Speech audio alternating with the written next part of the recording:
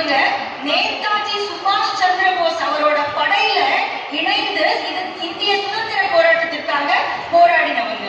அடுத்து நீங்க பாத்தீங்கன்னா ஜானகி அம்மாள், இவங்க பாட்னிஸ்ட் அண்ட் சுதந்திர போராட்ட வீராங்கனை கூட பெரிய விஞ்ஞானி என இந்திய அரசால் கௌரவிக்கப்பட்டவர். அடுத்து டாக்டர் வி சாந்தா, நிறைய பேர் கேள்விப்பட்டிருப்பீங்க.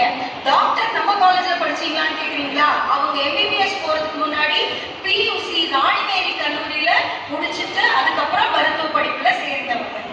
அதுக்கப்புறம் நீங்க பாத்தீங்கன்னா பத்ம விபூஷன் விருது பெற்ற யசோதரா தாசப்பா, கமலாதேவி சட்டோபாத்யா, இந்த மாதிரி நிறைய சுதந்திர போராட்ட வீராங்கனைகள் நம் கல்லூரி மாணவிகள்.